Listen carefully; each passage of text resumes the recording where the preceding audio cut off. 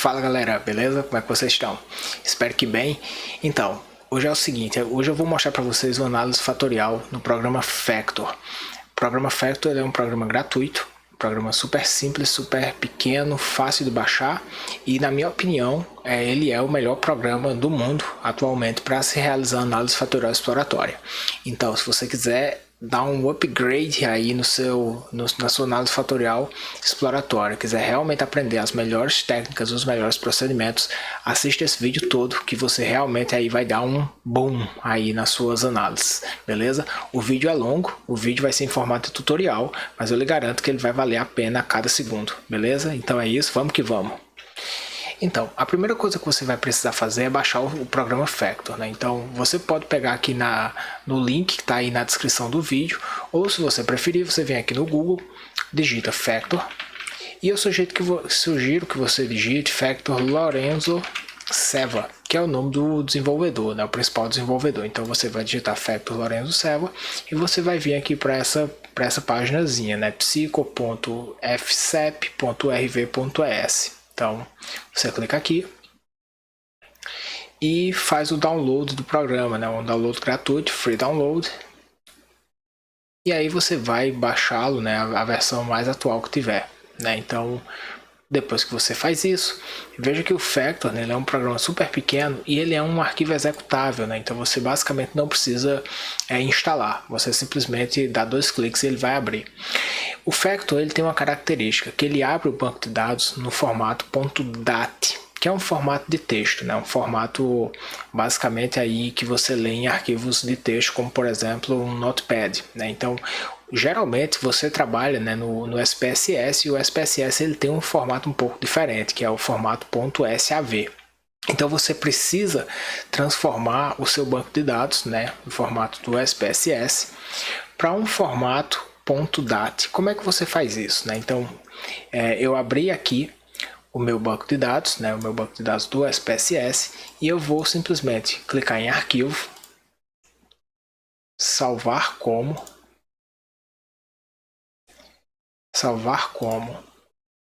delimitado por tabulação.dat. Aí veja só, você vai precisar criar um arquivo DAT em que ele seja só número, tá?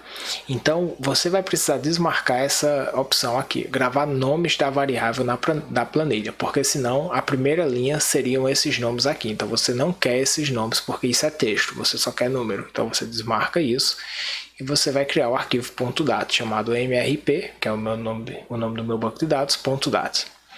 Salvar. Veja que agora eu já tenho um arquivo .dat, tá? Então o que é que você vai fazer? Eu sugiro que você coloque esse arquivo .dat, nesse arquivo do seu banco de dados, na mesma pasta em que você colocou o seu programa Factor, né? Porque vai ser mais rápido de você encontrar o banco. Então você dá 2 cliques no Factor, né? A versão mais atual que tiver disponível, você acabou de baixar. E ele vai ter uma interface mais ou menos parecida com essa. A primeira coisa que você precisa fazer é ler o arquivo, né? Então você clica em Read Data e aí Browse, e aí veja que ele vai abrir, né, aqui exatamente a pasta onde o programa está. Então aqui já ficou super simples para mim, né? MRP. Então quando eu leio o arquivo .dat, ele já vai ler o número de participantes que eu tenho na planilha e o número de variáveis, né? Uma dica importante que eu dou, tá pessoal? Quando vocês forem realizar análise fatorial no Factor, eu sugiro que você realize essa análise num banco onde você tem apenas as suas variáveis de interesse, tá? Porque o Factor, ele não lê o nome das variáveis, ele vai chamar V1, V2, V3, V4, V5, Vx, né? Então, se você tiver um banco de dados com muitas variáveis e você quiser realizar uma análise fatorial exploratória em uma escala dentro de várias escalas que tem no seu banco, vai ficar difícil de você contabilizar e achar exatamente qual é essa variável. Então, crie um banco novo específico do seu interesse, tá?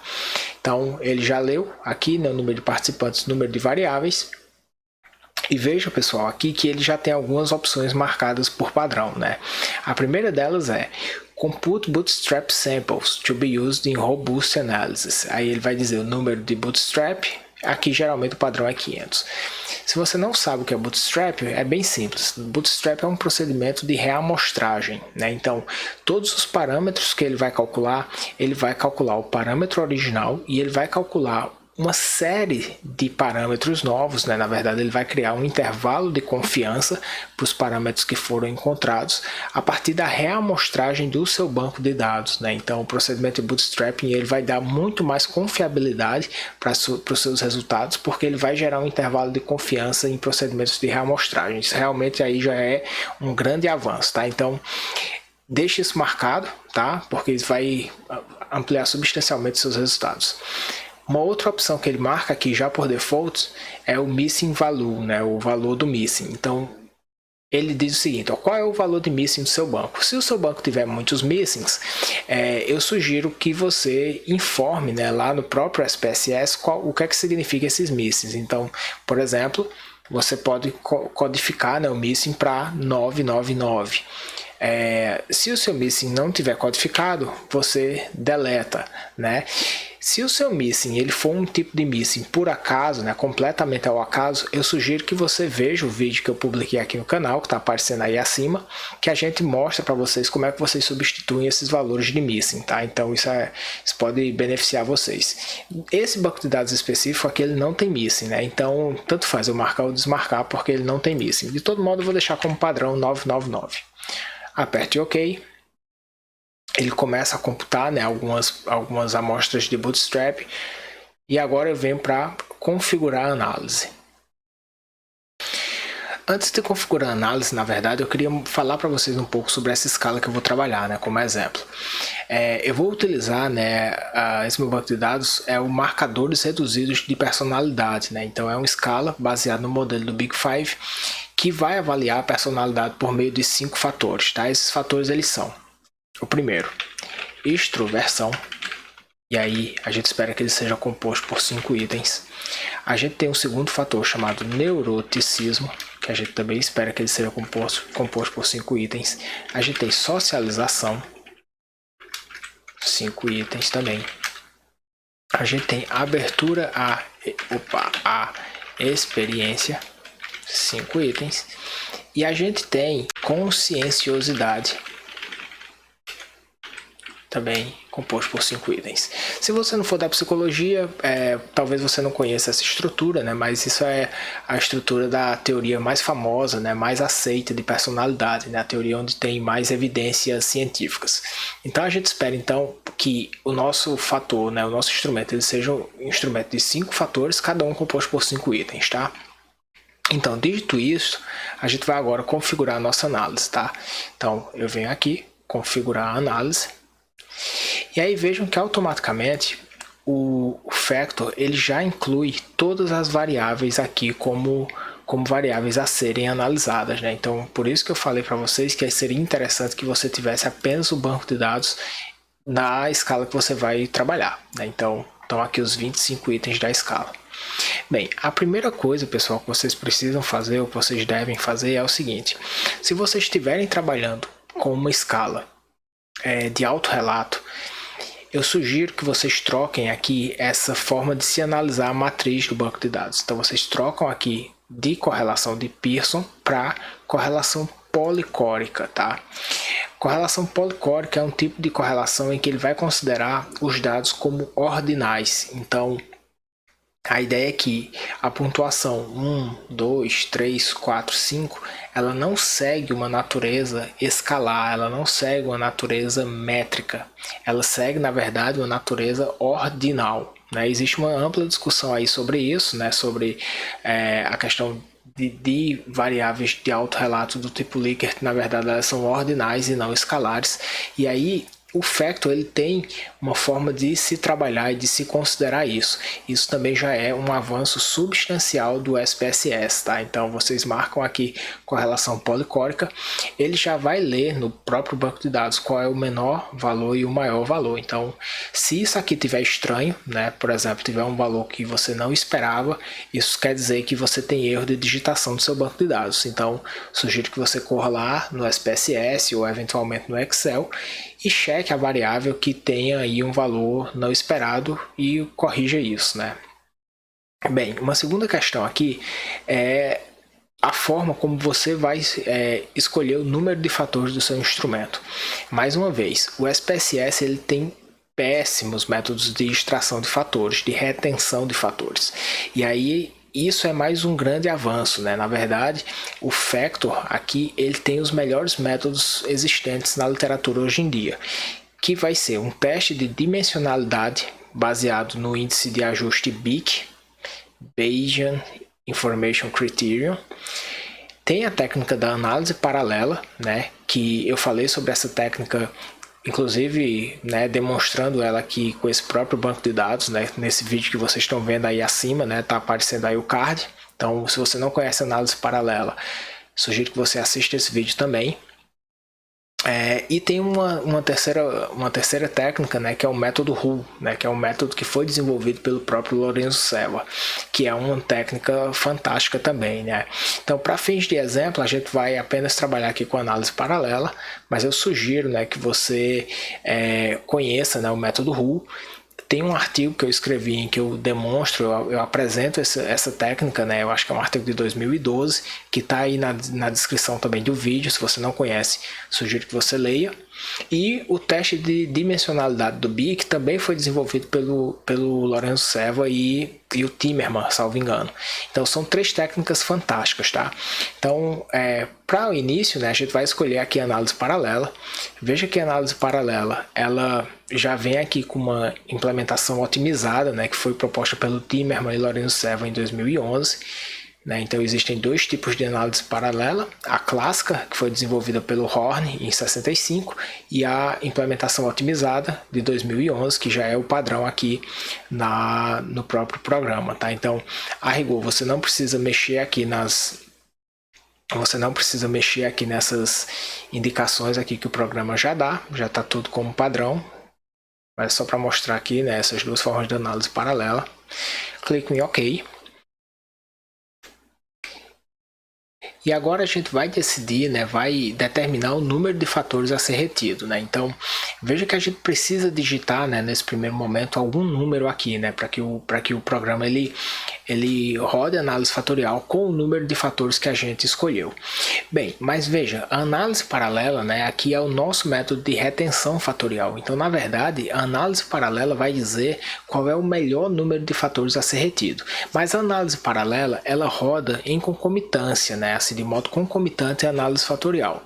Então, a gente vai digitar aqui um número que a gente acredita que é o ideal. Então, por exemplo, né, no meu modelo teórico, esse número é 5, né, conforme está aqui apresentado para vocês. E eventualmente esse valor aqui, né, esses fatores aqui que eu estou pedindo para o programa reter, pode ser que ele não bata, né, com o número da análise paralela. Pode ser que a análise paralela diga, não, isso aqui, na verdade, esse instrumento ele é melhor composto por 3 fatores, ou então melhor composto, né, melhor compreendido por 6 fatores. Então, se o número que você digita aqui não é o mesmo que a análise paralela sugere, você depois vai ter que rodar a mesma análise novamente, solicitando, né, aqui nesse valor o número de fatores que foi sugerido pela técnica de retenção fatorial, tá? Mas como essas 2 técnicas elas são rodadas no mesmo tempo, ele não vai puxar o número daqui nesse primeiro momento, tá? Então você vai colocar o seu valor esperado, que no caso são 5 fatores. Bem, veja que por padrão ele aqui já tem uma configuração, né, marcada, que é análise fatorial robusta, né? Então o que é isso? Análise fatorial robusta ela vai ser útil quando você não tem dados normalmente distribuídos, né? Então você não tem a distribuição normal nos seus itens, o que é super comum quando a gente trabalha com escala tipo Likert, e ele vai considerar também a natureza ordinal das variáveis, né? Então, o melhor método para esse tipo de situação é o Diagonally Weighted Least Squares. Então, você vai marcar aqui o DWLS, considerando então, né, as suas variáveis como ordinais, e aí você vai ter uma correção tanto para questões de distribuição não normal quanto para a correção das variáveis ordinais. Então o Robust Factor Analysis faz isso, tá? Então ele vai corrigir aqui para distribuição de normalidade. Então veja quantos avanços, né? Que a gente já tem a variável entendida como ordinal, a gente já não precisa mais se preocupar com distribuição de normalidade, então a gente já tem aí uma série de avanços nos nossos procedimentos. Bem, clicando aqui em configurar, a gente vai olhar os parâmetros que já são estabelecidos como padrão. Veja que o Factor ele utiliza, né, uma correção robusta para os índices de ajuste que é desenvolvida, né, que foi desenvolvida pelo Asparuhov e Moulton. Esses caras aqui eles são os desenvolvedores do M+, né? Então quando a gente utiliza aqui essa correção do Mean and Variance Adjusted, seria a mesma coisa que a gente está realizando a análise no M+, que é outro software, utilizando o método de estimação WLS-MV. Então é exatamente o mesmo procedimento, tá? Então essa configuração aqui ela é a melhor existente, então a gente não precisa mudar. Bem, agora o que a gente realmente precisa fazer é solicitar aqui as especificações do modelo fatorial. Todas as maiores configurações elas se encontram aqui, tá? Então vamos dar uma olhada no poder, né, que está aqui dentro.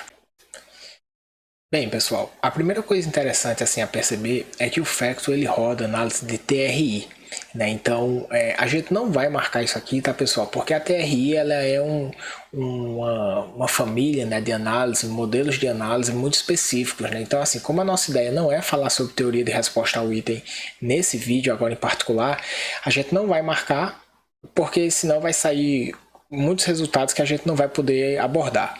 Mas é importante vocês saberem, né, que o Factor ele realiza essa TRI aqui tanto para dados unidimensionais quanto para dados multidimensionais, que seria, né, MIRT, Multidimensional Item Response Theory, ou teoria de resposta ao item unidimensional, IRT mesmo. E eu acho que, salvo engano, ele utiliza o modelo da Samejima, que é o Graded Response Model. Então, depois eu gravo um vídeo específico sobre TRI, tá? Bem, uma outra questão interessante aqui é que o Factor ele gera os scores fatoriais. Então, assim, ele vai criar os scores fatoriais para cada participante do banco de dados. Então, a gente marca essa opção aqui, Expected a posteriori, e aí ele vai perguntar, né, qual é o nome do banco de dados que esses scores vão ser gerados, né? Então você precisa criar aqui um nome novo, né? Esse nome padrão aqui é interessante, factorscores.dat. Então a gente deixa ele aí. Depois, pessoal, ele tem aqui uma segunda aba que é uma série de indicadores para avaliar a unidimensionalidade dos dados. Veja que nesse nosso exemplo aqui, o nosso instrumento, muito provavelmente, ele vai ter 5 fatores, tá? Então, é muito improvável que a gente vai encontrar um fator só. Mas se você estiver trabalhando com um instrumento que provavelmente tem um fator, né? Ou a literatura não sabe muito bem se é um fator, se é 2, às vezes em alguns estudos é 1, daqui a pouco outros estudos mudam, passa a ser 2, 3, enfim. Se a unidimensionalidade do seu instrumento ele não está claro, esses índices aqui eles vão ajudar, tá? Então você pode solicitar aqui, né, alguns índices de fidedignidade, né, GLB, Greatest Lower Bound e ômega. E aqui uma outra opção é o Closeness to Unidimensionality Assessment, né? Então seria uma avaliação de aproximação de unidimensionalidade dos dados. Então eu vou selecionar aqui só para vocês verem, né, como é que fica isso no resultado. Marquem essa opção, essas duas opções. E aqui por fim, na terceira aba, vocês vão marcar as 3 opções, tá? Então, essa primeira aqui, ela vai dar, né, uma informação muito precisa sobre quanto da variância de cada item está relacionado de fato ao fator que ele pertence, né? Então, isso aqui é muito interessante, né? Uma técnica nova que foi desenvolvida pelo Bu e Zumbo, Bruno Zumbo, em 2017. Então, é fantástico isso aqui. Isso aqui também é surreal, ele vai dizer, né, o quão replicável cada um dos fatores que você vai reter, ele tende a ser em futuros estudos, né? Então é uma técnica de avaliação de replicabilidade dos seus fatores. Foi desenvolvido, salvo engano, pelo próprio Timmerman e Lorenzo Serva. E depois ele vai avaliar, né, a qualidade dos scores fatoriais. É mais ou menos uma medida de confiabilidade dos scores fatoriais, né? Então ele vai dizer o quão confiável essas estimativas, né, que são geradas para os indivíduos, elas são. Então são 3 opções únicas que só o Factor tem, tá? Então a gente aperta em OK.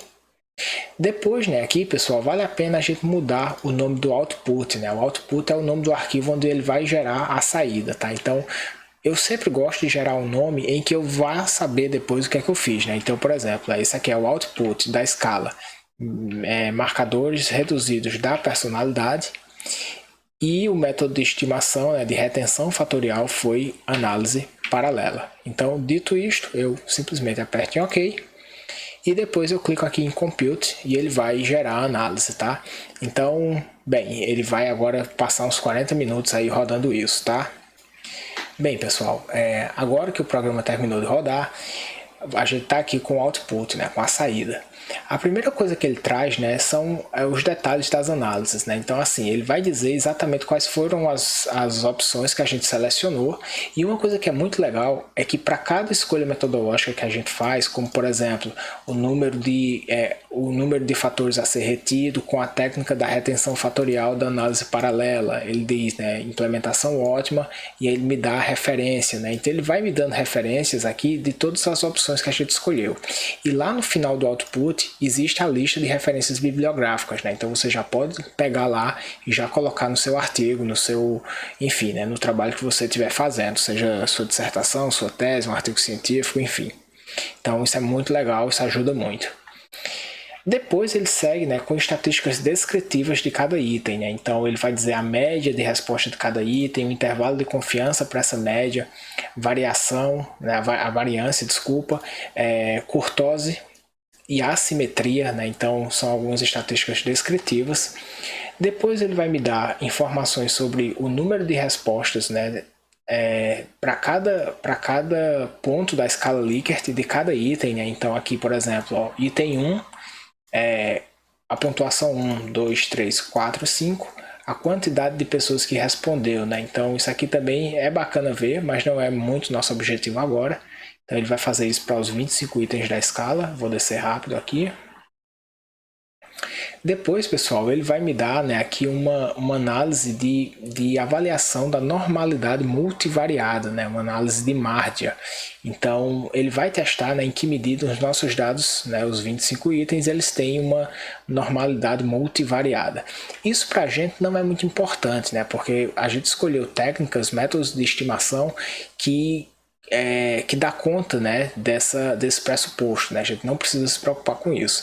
De todo modo, para vocês saberem, né, a gente não poderia esperar que esses valores aqui eles fossem estatisticamente significativos, tá? Então, no caso aqui a gente tem uma curtose, né, estatisticamente significativa, e isso fere, né, então o pressuposto de normalidade multivariada, tá? Então, só para vocês saberem.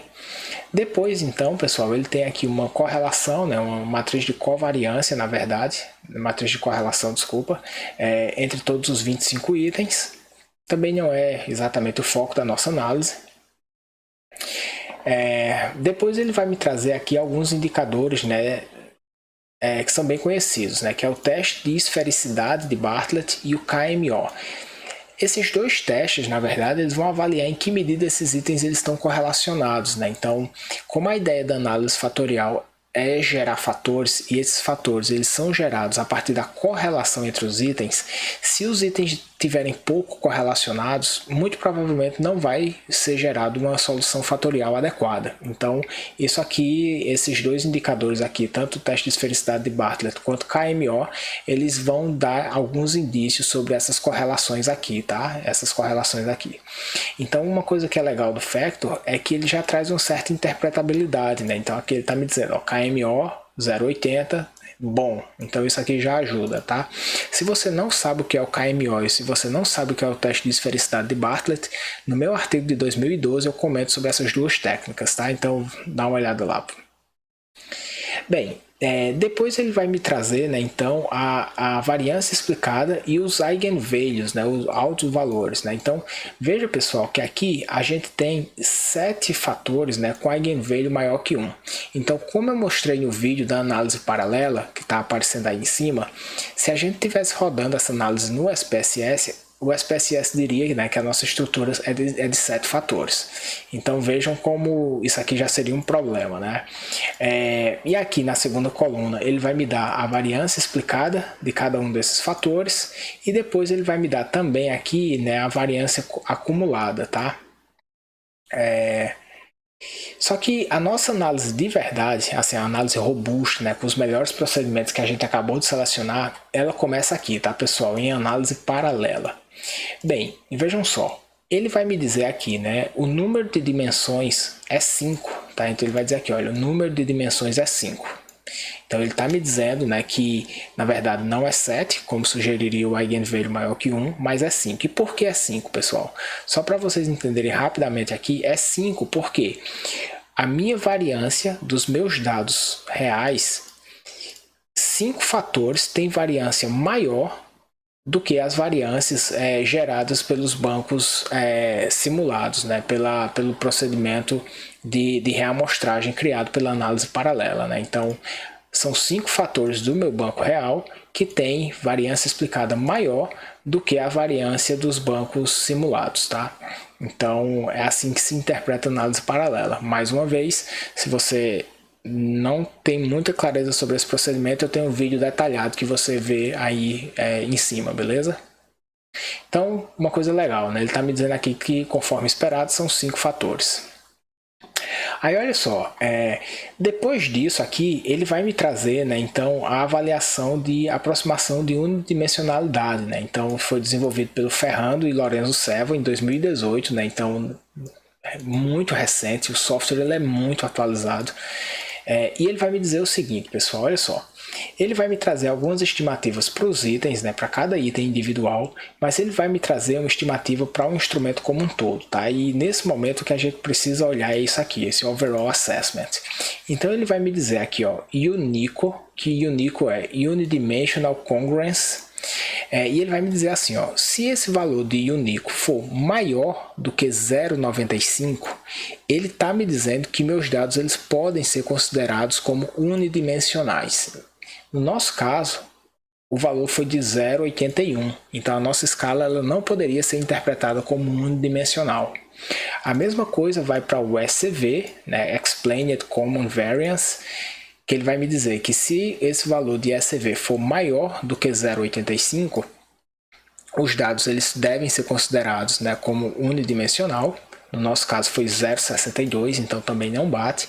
E depois ele vai apresentar esse outro índice aqui chamado MyReal, né, não sei dizer direito isso, mas seria a média de resíduo das cargas fatoriais absolutas dos itens, né? Então ele vai me dizer que se esse valor aqui for menor do que 0,30, os dados eles poderiam ser considerados unidimensionais. No nosso caso foi um pouquinho maior do que 0,30, tá? Então vejam que pelos 3 indicadores aqui, conforme esperado, né, os nossos dados eles não podem ser considerados como unidimensional.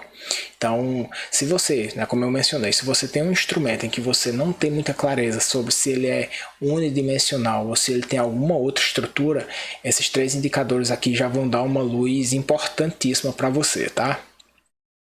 Bem, uma outra coisa que é super interessante, né, é que já vem os índices de ajuste do modelo, né? Então, os índices de ajuste que antigamente, né, a gente precisava realizar análise fatorial confirmatória para obter esses índices, o Factor já traz na própria análise fatorial exploratória. Então, eu não vou me deter muito aqui nesses índices de ajuste.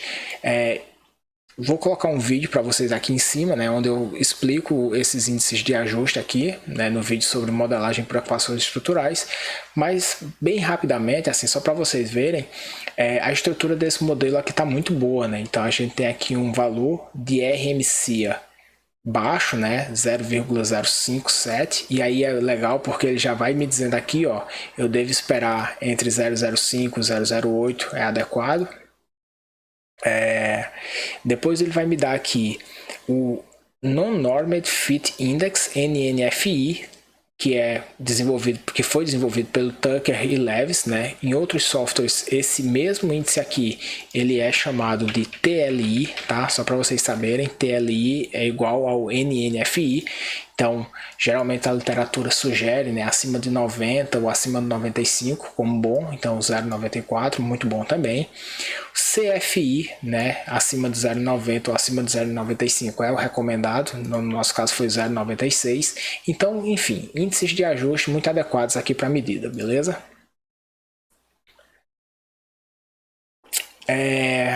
Depois, pessoal, vocês podem ir descendo aqui um pouco mais. Ele vai me dar, né, a matriz, a matriz não rotacionada, né? Então aqui a gente já vai ter aqui as cargas fatoriais não rotacionadas.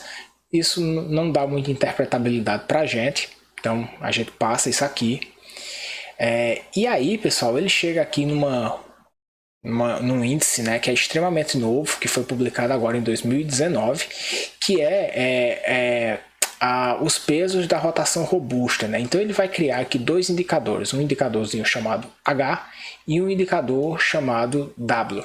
Esses dois indicadores aqui, eles vão avaliar a importância, né, dos itens, né, na verdade, para a estrutura, né? Então assim, quanto menor for o valor de H e quanto maior for o valor de W, mais importante é o item para o instrumento, tá?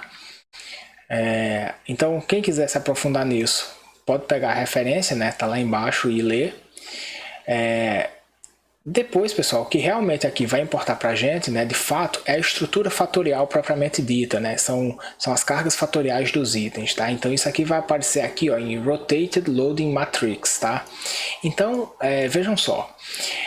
Como eu falei para vocês, né, esse instrumento ele deveria ser composto por 5 fatores, tá? Então, só para facilitar um pouco, eu vou trazer aqui os 5 fatores para a gente ver. Então vejam que a gente tem aqui 5 itens que deveriam ser de um fator chamado extroversão, 5 itens de neuroticismo, 5 de socialização, 5 de abertura à experiência e 5 de conscienciosidade, tá? Então vejam, pessoal, aqui que essas cargas fatoriais aqui, eles vão dizer, né, se essa estrutura aqui, ela está adequada ou não. Vocês não têm, né, exatamente como saber o que é o fator 1, fator 2, fator 3, fator 4, fator 5, né? Ele não segue essa ordem, mas esse instrumento aqui, a cada 5 itens, ele repete o fator. Então, por exemplo, o fator extroversão seria item 1, depois mais 5, né? Item 6, item 11, item 16, item 21. O fator 2 seria então 2, 7, 12, 17, 22. Fator 3 seria 3, 8, 13, 18, 23. E assim sucessivamente, tá? Então, pessoal, para fins de facilidade, né, o Factor ele traz aqui também as cargas fatoriais rodadas, omitindo, né, cargas fatoriais abaixo de 0,30, né? Então vejam que a estrutura aqui, né, conforme eu mencionei, ela ficou impecável, né? Na verdade, assim, a gente tem aqui, ó, o fator 5, item 1, item 6, item 11, item 16, item 21. E assim vai para todos os outros fatores, né? Aqui o fator 3, item 2, item 7, item 12, item 17, item 22. Vejam que a estrutura desse instrumento, nessa amostra, ela funcionou de maneira perfeita, tá? Perfeita. Então, a gente tem aqui, né, as cargas fatoriais, que isso aqui são as cargas fatoriais que você vai reportar no seu artigo científico. E aqui, né, uma forma um pouco mais simples de ver essas cargas fatoriais aqui, omitindo, né, as cargas fatoriais pequenas, tá? Logo na sequência aqui, pessoal, ele vai me dar mais dois indicadores, né? Um é esse chamado Orion, que é um acrônimo aqui desse termo. E depois ele vai me dar o FDI, né, que é um fator de determinação, um índice de determinação do fator. E aí o Orion, na verdade, ele vai avaliar em que medida o score fatorial gerado, né, para os participantes, ele é um score fatorial confiável, né? Então é como se fosse uma fidedignidade ou uma precisão dos scores fatoriais. E aí isso aqui se avalia, né, da mesma forma como uma medida de consistência, né? Então valores acima de 70, acima de 80 são considerados bons. Vejam que nesse caso aqui, o segundo fator é o fator que tem o menor valor, né? Então seria o fator onde a gente teria mais erro de medida, por assim dizer, né? Então a gente não tem aí uma precisão tão grande nos scores fatoriais, tá? A mesma coisa, né? Uma interpretação parecida é essa daqui do FDI, tá? A ideia dele é avaliar em que medida os scores fatoriais representam de fato o traço latente. Então ele diz o seguinte, para fins de pesquisa, né, esse artigo aqui, tá? Ele diz o seguinte, para fins de pesquisa, valores acima de 0,80 são considerados aceitáveis, mas para fins de avaliação psicológica, né, de avaliação individual da pessoa, o ideal seria que esses fatores aqui tivessem valor de FDI acima de 0,90. Então veja que por esse critério que ele sugere, o meu fator 2 aqui, ele é o fator onde a gente teria aí maior erro de medida, né? Um pouco menos de precisão na estimativa do traço latente das pessoas, tá? Então isso é uma discussão super recente, super nova, que ela tá aqui nesse artigo, tá? Bem, seguindo aqui a saída, a gente vai ter uma matriz de correlação entre os fatores, fator 1, fator 2, fator 3, fator 4, fator 5, né? Então, uma matrizinha de correlação entre esses fatores. Depois, né, ele vai me dar aqui uma matriz de correlação entre os itens e cada um dos fatores, né? E aí, olha só, lembra que eu falei para vocês que o Bootstrap eles ia gerar um intervalo de confiança para os resultados? Então, isso aqui aparece agora, tá? Ó, Bias Corrected and Accelerated Bootstrap, né? Então, assim, ó, ele vai me dar aqui, a partir de agora, a carga fatorial de cada um dos itens e ele vai gerar um intervalo de confiança de 90% para essa carga fatorial, tá? Então, isso aqui é legal porque, por exemplo, né, você vai vendo aí a amplitude da carga fatorial, você vai ver que em alguns casos, por exemplo, ó, uma carga fatorial, né, essa carga aqui do item 2 no fator 1, ela é uma carga muito baixinha, 0,02, né, uma carga quase nula, e no intervalo de confiança, ela inclusive no limite inferior, ela chega a trocar o sinal, né? Ela passa a ser negativa, né? No limite superior ela passa a ser positiva. Então, para fins de interpretação, né? Valores que trocam o polo, né? Negativo no limite inferior e positivo no limite superior, isso mostra que essa carga ela realmente é considerada como zero, né? Tem valor nulo. E aí a gente tem aqui, né, várias cargas fatoriais e vários intervalos de confiança para cada um dos itens, tá? E ele vai repetir isso, tá, pessoal? Fator 1, fator 2, fator 3, fator 4 e fator 5. Então ele vai gerar essa carga fatorial com intervalo de confiança para todos os itens. Dependendo de onde vocês vão publicar esse artigo de vocês, esse material que vocês estão trabalhando, algumas revistas internacionais muito boas, assim, muito qualificadas, elas eventualmente pedem, né, o intervalo de confiança das cargas fatoriais. Geralmente no apêndice do artigo, né, não exatamente no próprio artigo, porque fica muito difícil, né, de formatar isso, mas enfim, se você estiver submetendo aí para, sei lá, por exemplo, um European Journal of Psychological Assessment da vida, é comum esse tipo de solicitação, tá? E aí o Factor ele fornece isso para você. Aqui, mais uma vez, né, a mesma coisa, né, ele vai gerar aqui a correlação entre os fatores, né, fator 1, fator 2, fator 1, fator 3, e aí ele vai gerar a correlação que já foi apresentada lá em cima, mas aqui ele gera o intervalo de confiança, né, por meio do Bootstrap.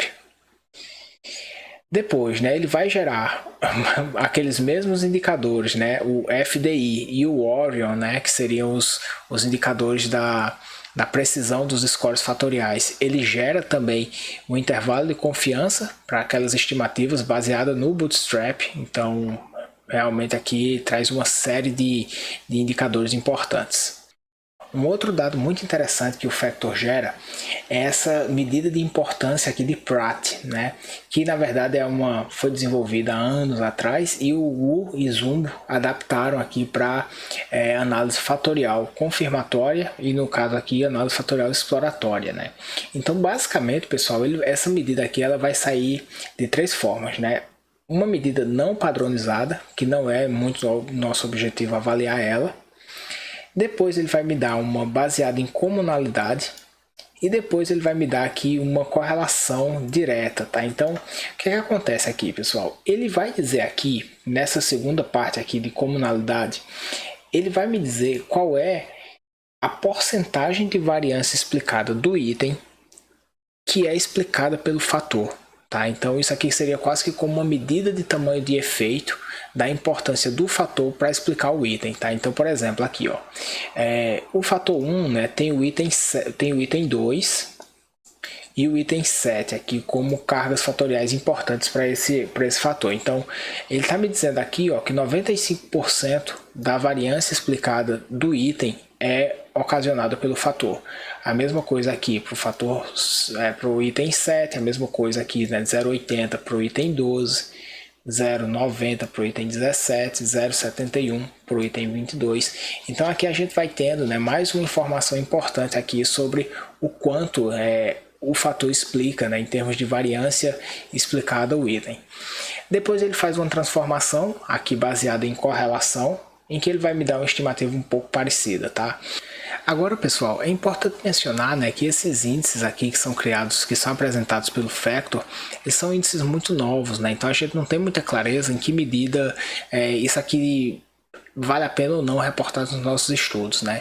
Inclusive porque nessas medidas aqui, né, de tamanho de efeito, de variância explicada do fator pro item, em certa medida isso aqui é muito semelhante à própria carga fatorial e às próprias comunalidades, né? Assim, é óbvio que devem existir diferenças matemáticas importantes aqui, mas que eu acho que fica muito complexo a gente relatar tudo isso num artigo científico, tá? Então eu acho que é importante a gente ver como é que isso vai sendo reportado, né, ao longo dos anos aí mais para frente e ver o que é que de fato vai sendo aí considerado como adequado ou não, tá? Então isso aqui é bacana vocês saberem que existe, mas eu não vejo necessidade de vocês entenderem a fundo e, enfim, né, buscar reportar isso aqui, tá? Eu tô falando especificamente sobre essa medida de importância de Pratt que foi desenvolvida pelo Wu e Zumbo, beleza? Bem, agora, pessoal, tem uma coisa que eu gosto muito do Factor, isso aqui para mim é fantástico, que é o seguinte, o Ferrando e o Lorenzo Seva, né, no ano passado, em 2018, ano passado considerando a data de gravação do vídeo, eles desenvolveram, né, aqui uma técnica que vai avaliar a replicabilidade dos fatores, né? Então, o quão provável é que esses fatores eles se repliquem, né, eles apareçam em estudos futuros.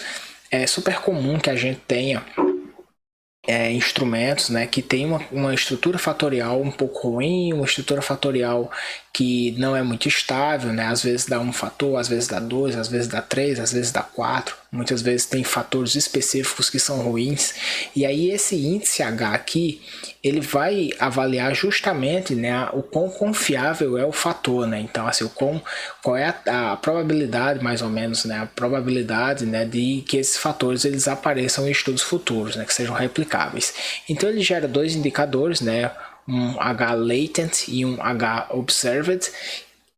Ele explica aqui o que é cada um deles e ele vai dizer o seguinte, ó, quanto maior for o fator, né, quanto maior for o valor, se for maior que 0,80, isso vai sugerir que essa estrutura latente, esse fator, ele foi bem definido e é mais provável que ele seja estável para futuros estudos. Então, valores menor de H vai dizer justamente o oposto, né? Que esse fator aqui muito provavelmente ele vai ter problema em estudos futuros. Então vejam aqui que no nosso caso ele está me dizendo que o fator 3 é um fator não muito confiável, né? Então esse aqui é um fator que seria um pouco mais fraco. Talvez eu venha a ter problemas com esse fator aqui em outras amostras, em outros estudos, tá? Então, seguindo aqui um pouco, pessoal, vocês vão ver que ele vai repetir alguns índices, né? Então aqui ele gera novamente aqui a qualidade, né, e efetividade da estimativa do score fatorial. Só que ele vai gerar, né, aqui o mesmo FDI, a mesma estimativa Orion, vai gerar alguns outros indicadores aqui também. Mas assim, é muita informação, né? Assim, eu acho que a gente não precisa ir tanto a fundo, né? Porque você não vai ter como reportar tudo isso, né? Mas enfim, isso aqui são algumas informações um pouco repetidas que ele coloca. E aí, uma outra questão que ele traz, né, é a confiabilidade, né, reliability.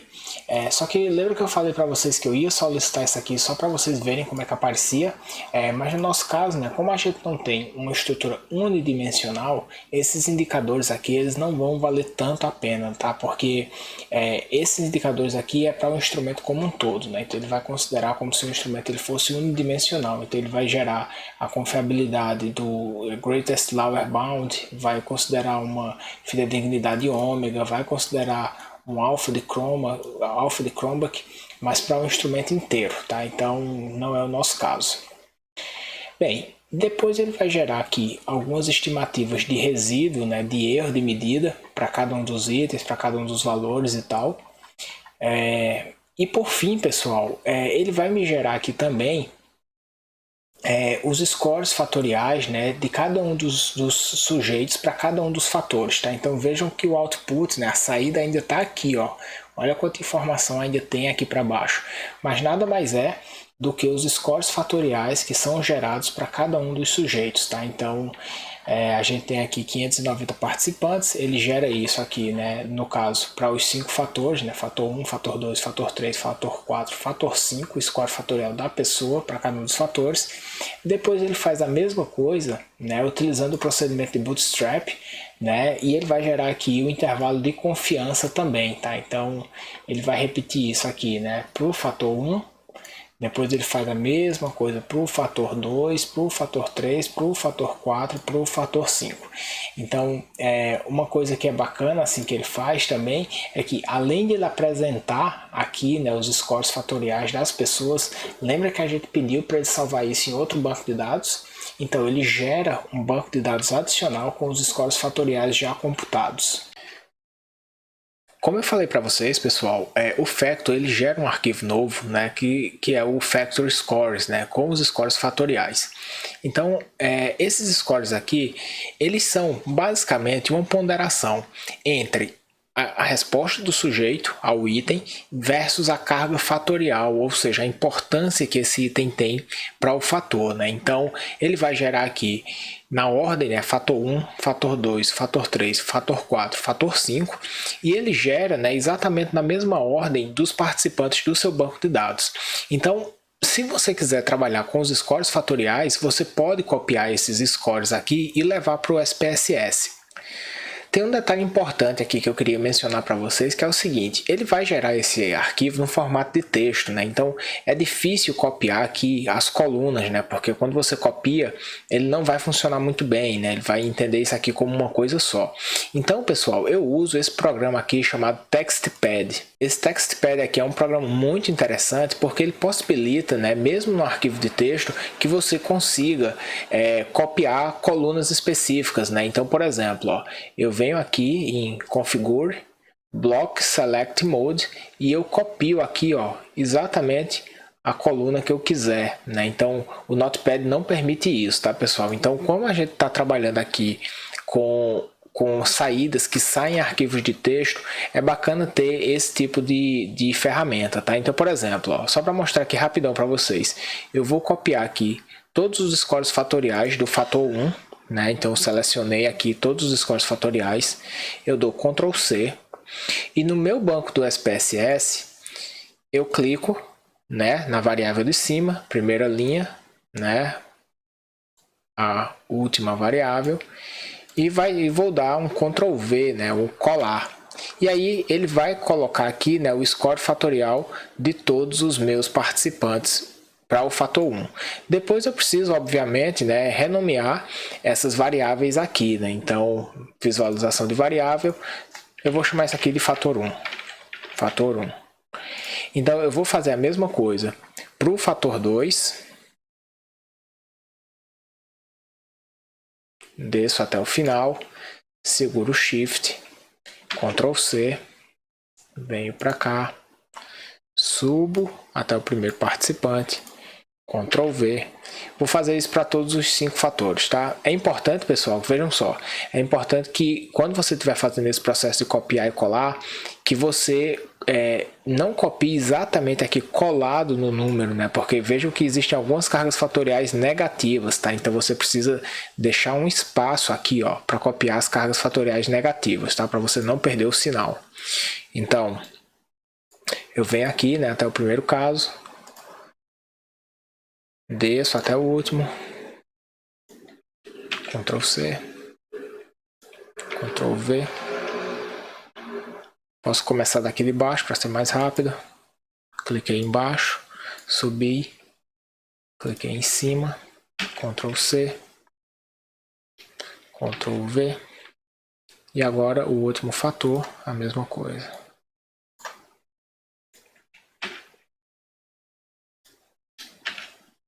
E agora eu vou renomear isso aqui, né? Fator 1, fator 2, fator 3, fator 4, fator 5. Obviamente, né, quando você estiver trabalhando com a escala de vocês, você vai saber, né, o que é que significa cada fator ao observar os itens que compõem esse fator, né? Então você vai nomear esses fatores aqui de acordo com os itens, né, mais importantes que compõem esse fator, né? Então uma outra forma de se computar os scores das pessoas é fazendo a soma dos itens, né? Fazendo a soma dos itens daqueles itens que tiveram carga fatorial alta, né? Então vocês lembram que no Factor existe uma parte da saída que ele omite, né, os itens que têm carga fatorial abaixo de 0,30. Então, para esse exemplo aqui específico, aqueles itens que aparecem lá no Factor, eu já tenho a sintaxe pronta, né, aqui. Então, para o fator extroversão, eu tenho a sintaxe pronta, né? Fator socialização, conscienciosidade, neuroticismo e abertura à experiência são os 5 fatores do meu instrumento. Como eu já tenho a sintaxe pronta, basta eu selecionar ela e pedir para executar. Então eu já vou ter aqui, né, o meu banco de dados com a saída aqui, tá?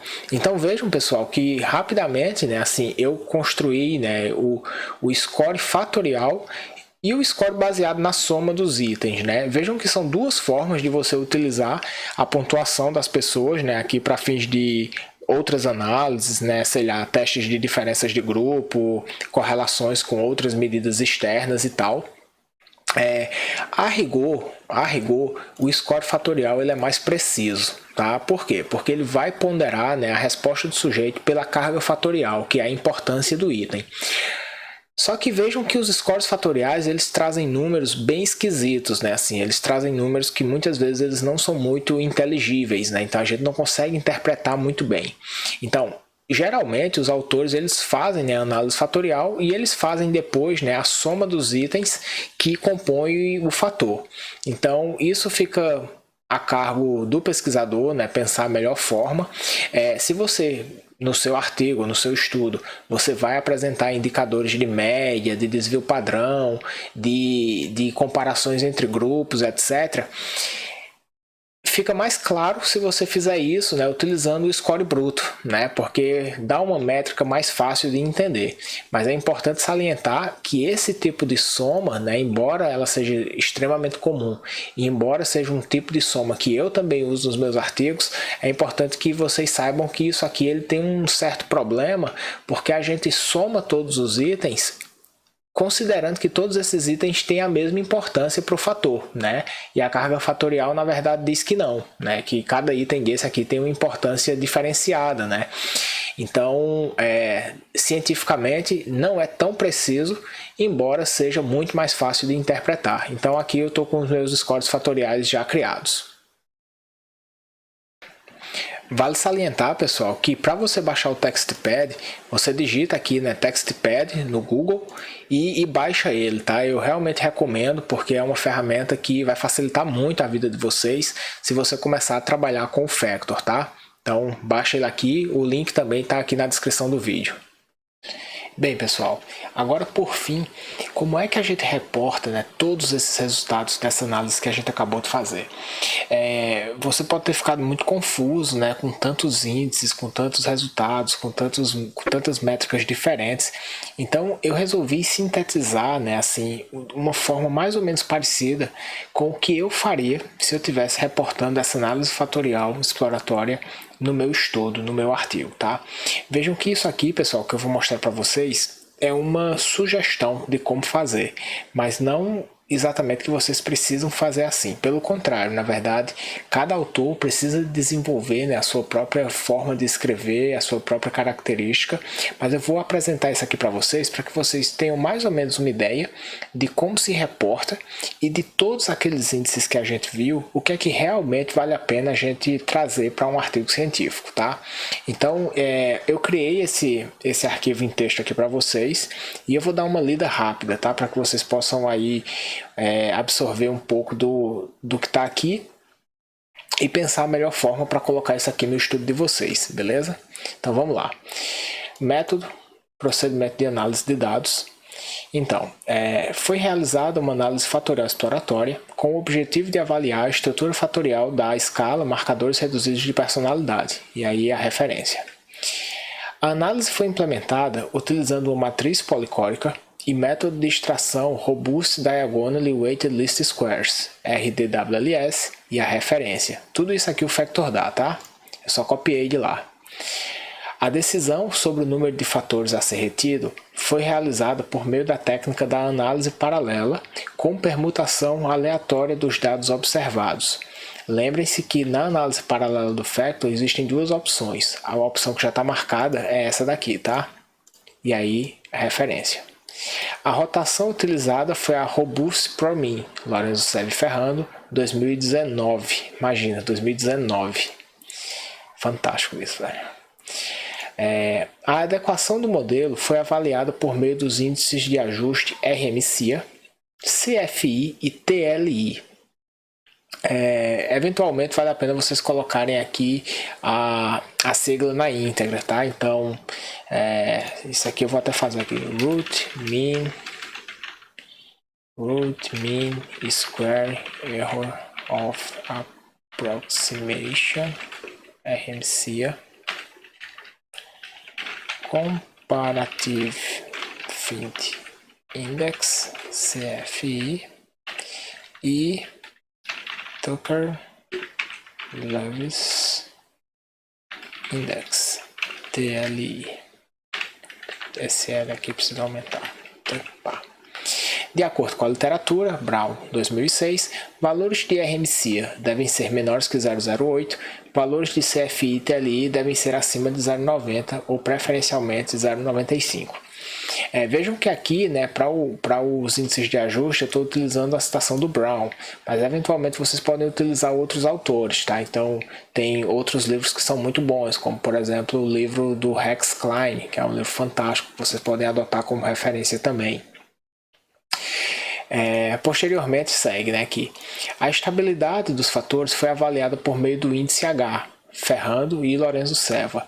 E aí, pessoal, vejam só, como o índice H ele não é um índice muito conhecido, ele é um índice bem novo, né, que as pessoas não sabem muito bem o que significa, eu coloquei aqui, né, uma explicação do que seria esse índice H, tá? Então, eu peguei esse texto, né, aqui muito similar ao que o próprio output do Factor dá, né, porque o output do Factor ele explica o que é a análise. Então eu basicamente traduzi aqui, né, mudei algumas palavras e coloquei aqui a explicação, né, para os leitores. Vejam, pessoal, que essa citação que está lá no Factor, ela é dos próprios autores do Factor, né? Então a gente não tem muito por que reinventar essa escrita, né? Os caras que desenvolveram o programa, os caras que desenvolveram o método, eles estão dizendo como é que se interpreta o método, então não tem por que a gente reescrever isso aqui, né? Então basicamente eu traduzi e coloquei aqui, né? Então, relembrando, né? O índice H avalia quão bem um conjunto de itens representa um fator. Os valores de H variam de 0 a 1. Valores altos de H, acima de 80, sugerem uma variável latente bem definida, que é mais provável que seja estável em diferentes estudos. Valores baixos de H sugerem uma variável latente mal definida e provavelmente instável entre diferentes estudos. Citação, tal. Aí, pessoal, agora vamos para a parte de resultados, né? Os testes de esfericidade de Bartlett, e aí eu já coloco o resultado, e KMO, já coloco o resultado, sugeriram interpretabilidade da matriz de correlação dos itens. Então eu já estou dizendo aqui, né, que uma primeira análise prévia, né, que é o teste de esfericidade de Bartlett e o KMO, deu bem, deu adequado, né? Então isso já dá uma ideia de que vai sair uma análise fatorial aí com alguns fatores bem definidos, né? A análise paralela sugeriu 5 fatores como sendo os mais representativos para os dados. E aí, pessoal, eu coloquei aqui os resultados da análise paralela, né? Então eu copiei ali do output do Factor, coloquei aqui. Vejam, pessoal, que aqui eu trouxe a coluna, né, da análise paralela com o percentil 95, tá? Porque ela é mais acurada. Então eu trouxe ela para cá e eu gosto, né, dos meus artigos, eu gosto de colocar uma nota explicando como é que se interpreta essa tabela, né? Porque nem todo mundo aqui tem, enfim, muito conhecimento, né? Nem todo mundo aqui tem muita familiaridade com essa técnica, então eu explico rapidamente aqui na nota. Vejam, pessoal, que existem duas formas de você apresentar esses resultados aqui. Ou você apresenta via tabela, ou você apresenta via gráfico, né? Que é esse gráfico que está aparecendo aqui para vocês.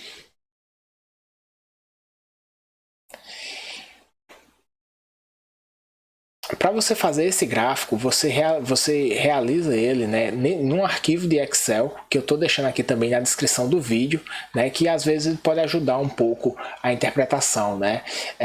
Você opta, tá? Se você vai colocar essa tabela ou se você vai colocar o gráfico. Dependendo do tamanho do seu artigo, eventualmente você nem precisa colocar a tabela ou o gráfico, você só diz, né? A análise paralela sugeriu 5 fatores como sendo os mais representativos, porque 5 fatores dos dados reais tiveram variância explicada maior do que os dados aleatórios. Então, eventualmente, né, tem publicações que não reportam exatamente esses resultados aqui, tá?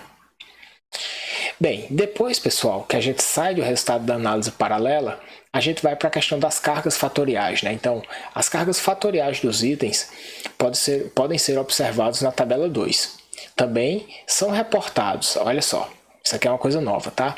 São reportados índices de fidedignidade composta, bem como estimativas de replicabilidade dos scores fatoriais, que é aquele índice H. Vejam, pessoal, que a fidedignidade composta de cada um dos fatores, o Factor não calcula, tá? Ele não calcula. Mas eu vou mostrar para vocês como é que a gente calcula isso, tá? De todo modo, a fidedignidade dos fatores é uma estimativa importante, então é preciso colocar. Então eu já coloquei aqui em texto, tá? Então, pessoal, dito isso, a gente tem aqui a tabela, né? A tabela da estrutura fatorial do instrumento.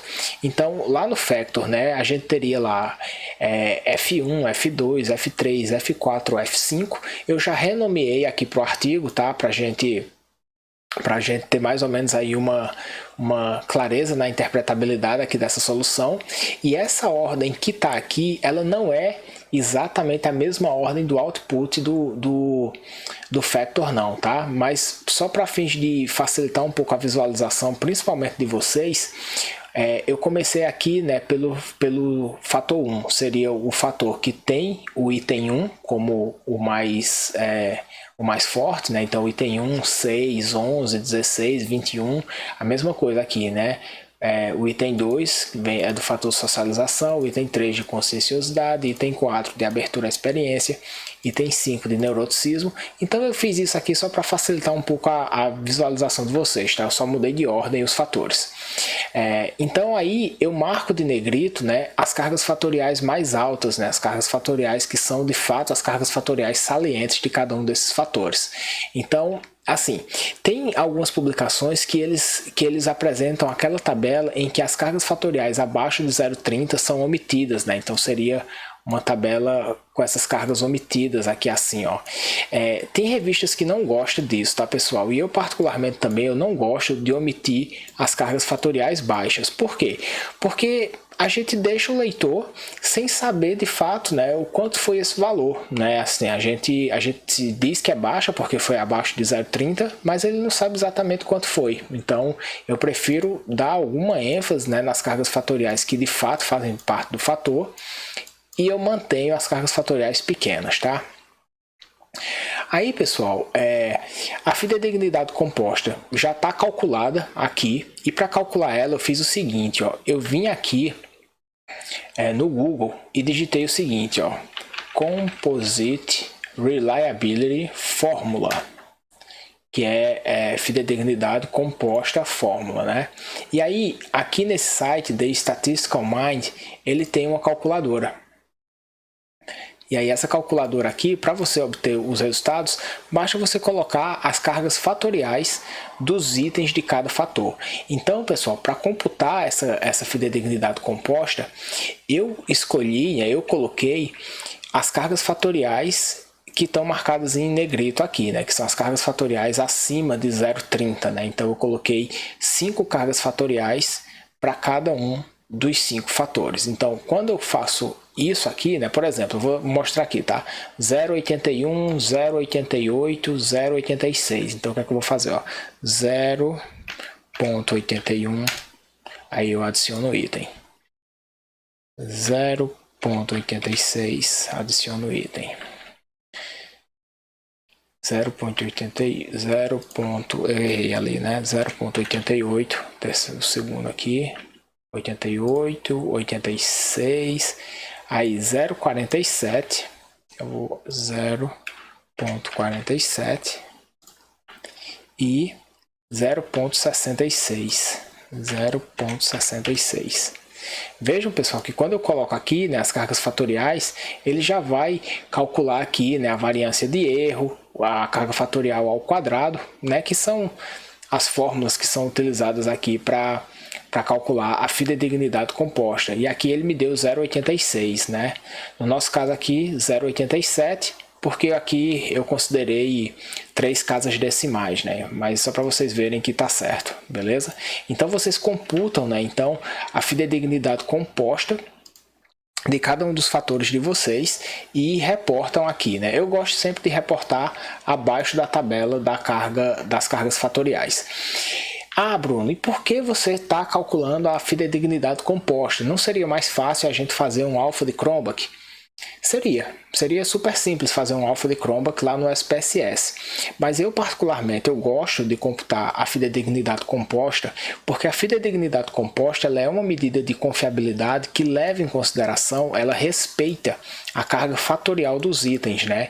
E o alfa de Cronbach ele tem um pressuposto que é um problema, né? Que ele diz que todos os itens, a rigor, ele tem a carga fatorial equivalente. Então, isso é um pressuposto que se chama pressuposto da equivalência tal, né? Tal é o nome estatístico que se dá para a carga fatorial.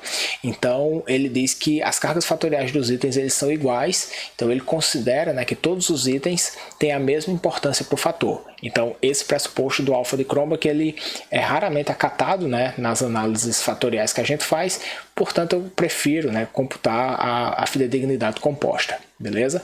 Eu estou deixando, inclusive, aqui um artigo meu também aqui na descrição do texto, em que eu e o Felipe Valentini, professor da Universidade de São Francisco, a gente discute um pouco esse indicador, beleza? Para vocês entenderem um pouco melhor.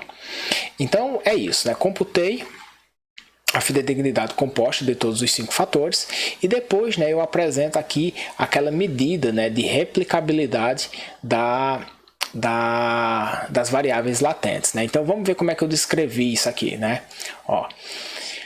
Os itens apresentaram cargas fatoriais adequadas, isso aqui ficou um pouco feio, né? Assim, mas com cargas fatoriais elevadas em seus respectivos fatores. Não foi encontrado padrão de cargas cruzadas, isto é, itens com cargas fatoriais acima de 0,30 em mais de um fator.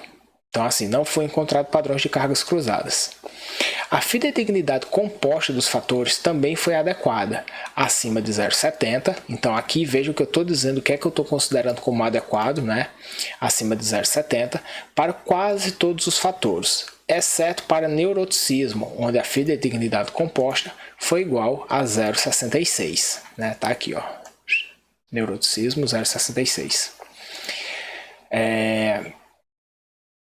Já a medida de replicabilidade da estrutura fatorial, que é o índice H, e aí eu coloco a referência de novo, né, já que é uma técnica completamente nova e pouco conhecida, eu digo o seguinte: a medida de replicabilidade sugeriu que o fator socialização poderá não ser replicado em estudos futuros, porque ele teve um valor de H menor do que 0,80, que é o ponto de corte que os próprios autores dão lá, né? Então, se a gente olhar aqui, né, a tabela das cargas fatoriais, vejam que o fator socialização ele teve índices H menor do que o ponto de corte, né, de 0,80.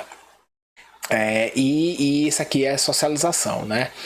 Veja, pessoal, que se a gente fosse discutir teoricamente isso, existem vários estudos pelo mundo que mostram, né, que essa característica de socialização ela tem uma correlação muito forte com extroversão, né? Então, assim, você ser uma pessoa sociável está muito relacionado com você ser uma pessoa extrovertida.